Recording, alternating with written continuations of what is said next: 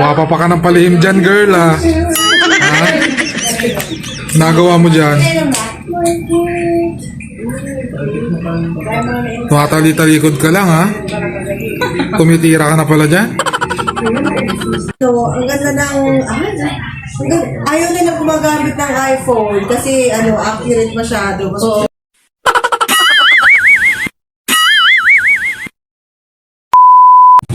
See you, Makati! Good day mga Mars! Nakalabas nga ng lungga ng probinsya niya ang inyong Mars Tinay at ito papunta kami ngayon sa Makati. Napakaganda ng city, no? Ever since nga gusto kong tumira sa city kasi nga I want to be a city girl, you know? Siyempre kapag probinsyana ka ngayon ang gusto mo yung maka-explore sa malalaking syudad tulad nga ng Makati. Bakit nga pala nga kami pumunta dito? Eto na nga, meron nga akong ka-real friend na si Ate Mary Jane. Na nakilala ko nga dito sa FB Reel at eto, magmi-meet kami. Grabe, saya-saya. Excited na akong makita siya in person. Dito nga kami sa isang condo sa Makati magkikita at eto na nga, nauna pa ang guest sa host dumating. Nakakatawa yun, di ba?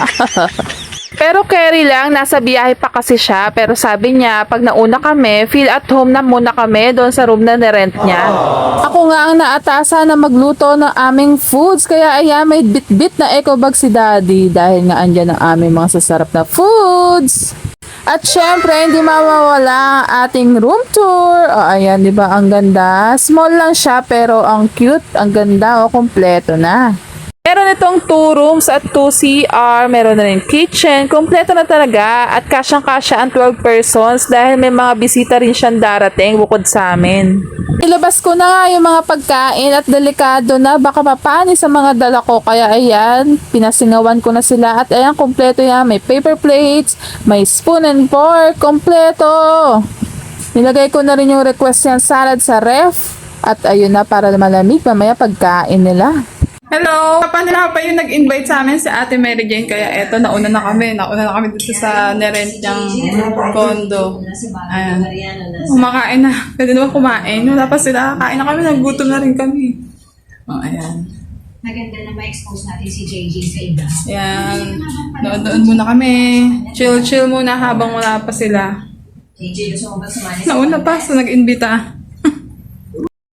Okay, meron tayong chicken curry. Ginataang langka ang request. Ang request ni Ate Jane. Inihaw na liempo. Buttered shrimp. At syempre ang rice. Tapos meron pa tayong salad. Ayun ang salad. Nasa ref.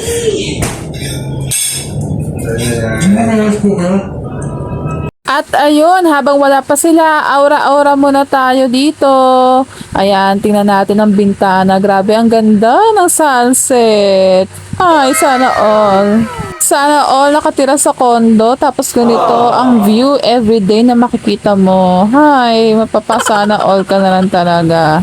I-chismis ko nga lang sa inyo, paano nga pala kami nagkakilala ni Ate Jane? Eto nga, dahil sa pag-reels namin, ayan, nagka-chat-chat kami, at ayan, naging friends. Nung time na yan, dumating na si Ate Jane, at ayan na, nag-meet na nga kami. Hindi ko na nga na-videohan yung pag-meet namin, pero ang saya-saya talaga sa puso nung nakita ko siya sa personal. Hindi ko nga akalain na may ganyan pa palang tao, sobrang generous, sobrang bait, at sobrang jolly. Iba pa yung pagka-jolly niya sa reels sa personal sobrang jolly niya talaga. At dahil dyan, sobrang thankful ako dahil nagkakilala kami ni Ate Jane. Isa siya sa matatawag kang sobrang totoong tao dahil biruin mo yun, nagtiwala siya sa akin at nagtiwala din ako sa kanya, 'di ba?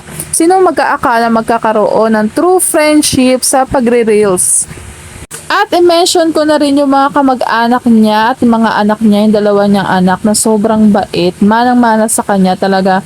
Kaya napaka-saya ng puso ko na nakilala ko sila. Kaya Ate Jane at kay Karen at sa dalawa niyang anak sa mga bata, hindi ko makalimutan tong experience na to nang dahil sa inyo, naging happy kami ni Daddy kasama na yung pamangkin ko. Kaya sobrang thankful ako na nakilala ko kayo. Maraming salamat! Best host of the year! Hanggang dito na lang mga Mars. Salamat sa panonood. Babu!